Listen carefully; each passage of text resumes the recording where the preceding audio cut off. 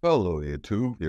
Here I come again. This is Atilla Eşilada, broadcasting for Real Turkey channels. Today, I'm going to change my focus from the Turkish economy to Turkish foreign policy. In particular, I'm going to address Erdogan's desperate need for re-engagement with EU and the Turkish economy's desperate need for a new and expanded customs union. To summarize the story, since the elections, Erdogan has surprised me and many observers with his pragmatism, which we thought he lost years ago. His first U-turn was an economic policy about which I broadcast 3 videos. But his second U-turn was no less surprising, which is in foreign policy. Since the Arab Spring, Mr. Erdogan has adopted this foreign policy view, which was originated by the British Empire in the 19th century, called precious loneliness. In other words, we do whatever we want on whatever grounds we want to, and if people don't like us, well, that's their problem. But obviously, this policy backfired because Turkey is the British Empire in the 19th century or in any other century. Turkey has lost its ability to project soft power, many friends, and of course, part of the economic decline is because trade is largely a political issue rather than a competitive advantage issue. Now, since the elections, well, actually started before elections, Mr. Erdogan renewed Turkey's good relations with GCC countries, Gulf countries, with Egypt, with Israel, despite promising never to let Sweden into NATO. Mr. Erdogan greenlit it lighted it in the Vilnius summit, though of course it needs to be ratified in the Grand Assembly, which is not going to be very easy. And he stopped calling EU knaves, and his new finance and economy minister, Mr. Mehmet Şimşek, urged EU to start negotiations on a new customs union. Now, why does Erdogan need EU so badly? Well, EU is our #1 export destination. Roughly 40-50% of our exports go to EU. At least 60% of tourists come from EU, in particular from UK and Germany. And even though we don't have any of it anymore, 65% of Turkey's foreign direct investment used to come from EU. European countries have a long tradition of doing business in Turkey, both for the domestic market and for the international market. And Turkish economy being in deep problems, Erdogan needs anything he can get. What does he intend to achieve? There are several things he hopes to achieve.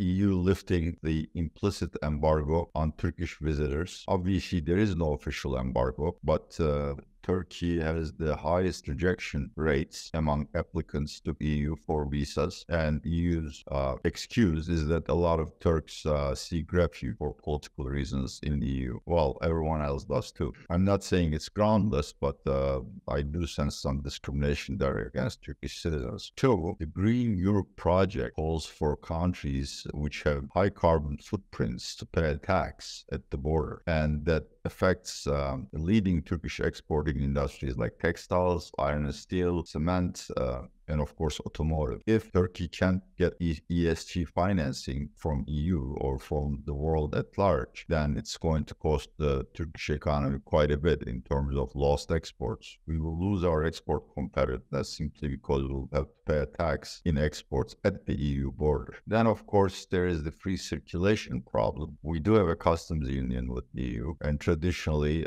EU would grant the favor to countries like that their citizens can, on tourist visas, really travel to EU countries. This is not the case. Every EU country has a visa for Turkish citizens. This is not only a problem for tourism, it's also a business problem, simply because European businesses can travel to Turkey and market their goods and services as freely as they need to, whereas Turkish businesses can't even go to conventions. And finally, of course, the Holy Grail, a new and expanded customs union. And that's what I'm going to focus on. Turkey and EU have signed the customs union. It was always meant to be transition on the way to Turkish membership. But at this point, it's a waste of time to talk about prospects for Turkish membership. It's dead for a variety of reasons. I can shoot probably 10 videos about why in the foreseeable future EU will never admit Turkey to membership. One reason being we're just too huge, at least 85 million people. Customs union age.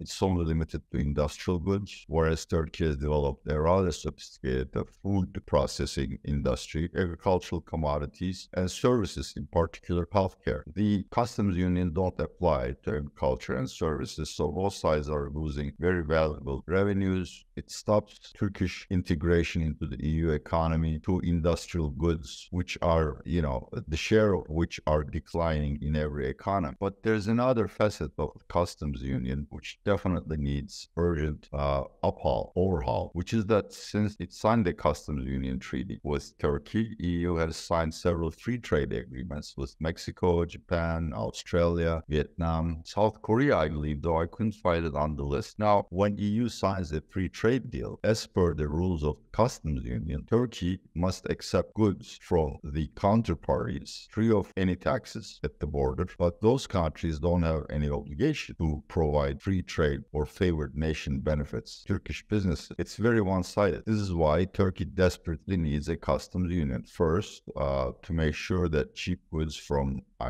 Japan and Mexico don't inundate Turkish market. Two, to be able to negotiate effectively in future free trade deals. But maybe that's missing the point, because even a green light by the EU Commission or EU leaders to start negotiations is a harbinger of deeper economic integration. And at a time when supply chains are being shortened and friendshoring has become the new fashion, Turkey stands a good chance of a lot of businesses from Asia being migrated to Turkey. Turkey is very close to EU, as you know, and EU businesses are very familiar with Turkish business methods. In areas where we're competitive with, say, China, Vietnam, India, etc., we can get market share, and that would stimulate Turkish growth. In terms of services, the very low-hanging fruit is healthcare services. Turkey has built a very sophisticated private healthcare industry, which is used to catering international patients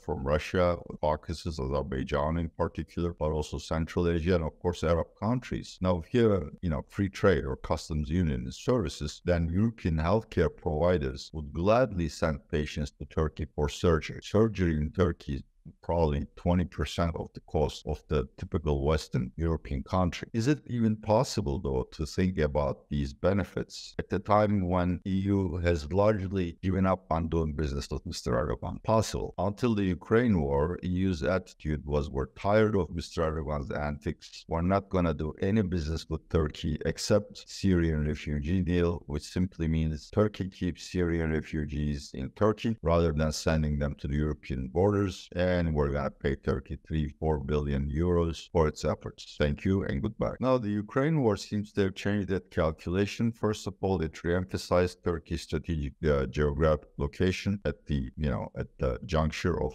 Black Sea and the Mediterranean.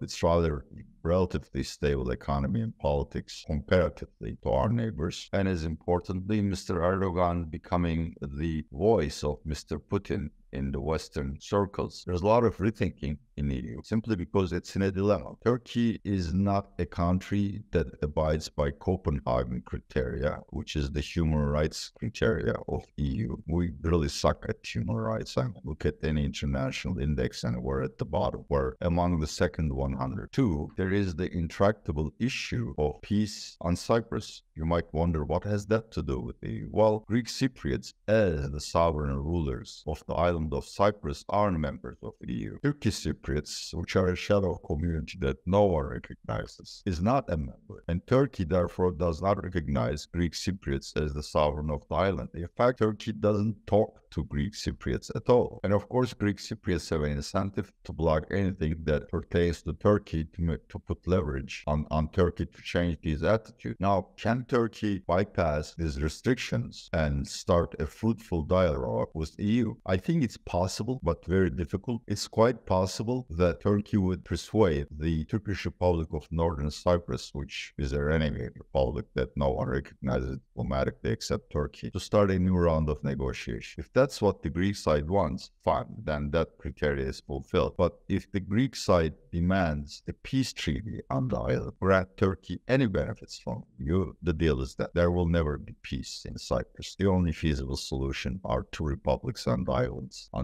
both being members of EU. In terms of Copenhagen criteria, it's more complicated. It's a little bit more elusive. I think it's possible for Mr. Erdogan to get rid of the worst practices of the AKP regime, such as releasing some political prisoners of like Selahattin Demirtas and Osman Kavala. I have a video on that, which I broadcast last year. These are really low-cost efforts for him. Also, Erdogan plans to reintroduce a new constitution for which all parties will negotiate probably after the local elections in March 2024. He can allow the drafting of a more liberal constitution, which will not change anything on the ground. He will still be the authoritarian leader of Turkey, and the judiciary would be bound to him, but the optics will look good. So it's a very critical period for Turkey-EU relations. When will we find out? Well, the first test is what the EU leaders call the Greenwich talks. It's held in a different country each year in an informal setting where leaders get together and discuss issues that pertain to EU. From time to time, foreign ministers of non-member countries are also invited. This is in 2 weeks. If Hakan Fidan, Turkey's new foreign affairs minister, is invited, that's sort of a yellow light from EU that it's willing to reconsider its position and perhaps open some floodgates to Turkey. Two, EU leaders have instructed the EU Commission to write a very comprehensive report on what can be done with Turkey, given the constraints of peace in Cyprus